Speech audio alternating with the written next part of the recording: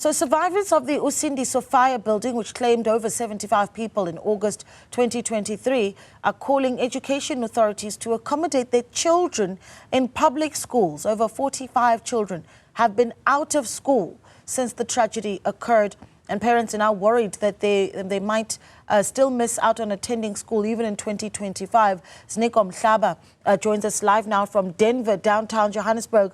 Ziniko, I think I'm interested in also talking about where these people have been moved to and what has happened a year on. On Saturday, of course, it was a year since that fire broke out. Well, the past 3 days, Naledi, have been reflecting on the progress that has been made in terms of assisting the survivors of the Usindiso fire.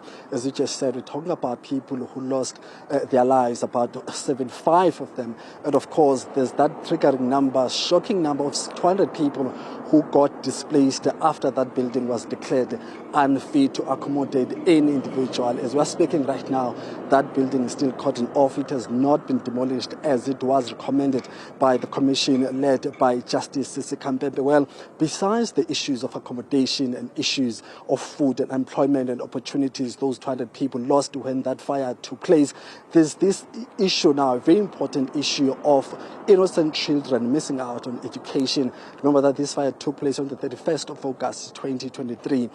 Almost just over a year. These children have not seen classrooms since that day. And of course, we're talking about children who are doing primary school education mostly, because some of them were doing grade R, grade 1, 2, 3, 4, up until grade 6.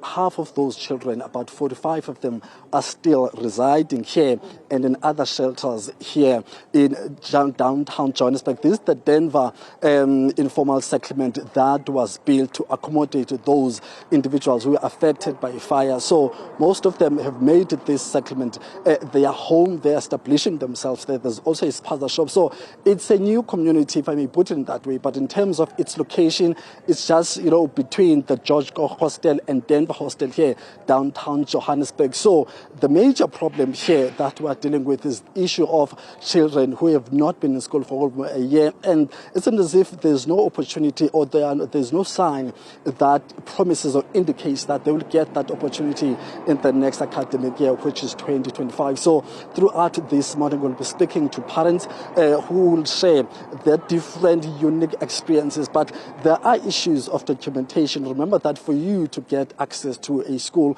you need to have a report card, you need to have a birth certificate, and all those things if you are a South African.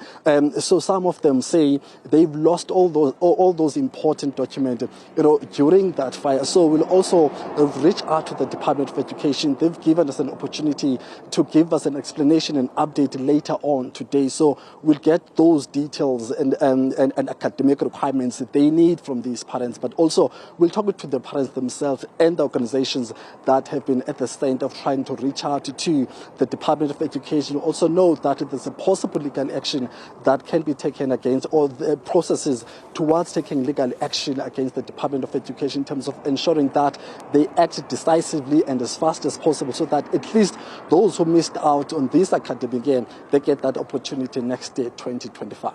Yeah, Ziniko, of course, there's also the question around the role that needs to be played by the Department of Home Affairs. If a year on you have victims of that fire who still do not have their identity documentation.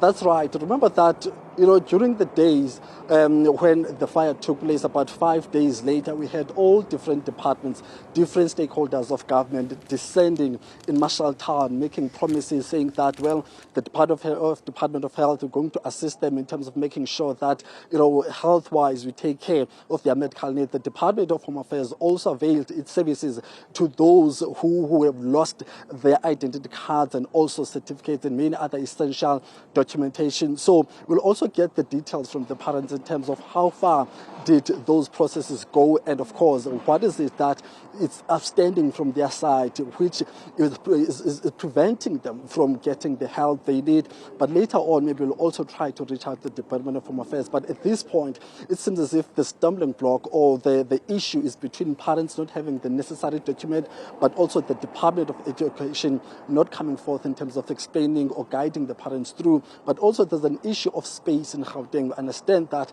there's a process of an online application that the Gauteng Department of Education is using for those who are seeking to have their children placed in Gauteng public schools in the next year. So we'll see. And of course, in those online applications, necessary documents are required and they need to be uploaded online so that the Department of Education can probe, investigate and verify them and then respond to those parents. So it will also be interesting to see how does then the department deal with situations such as this one, where the parents do not have the necessary documents to upload on the online application, and if there is indeed some options for those who cannot use the online option.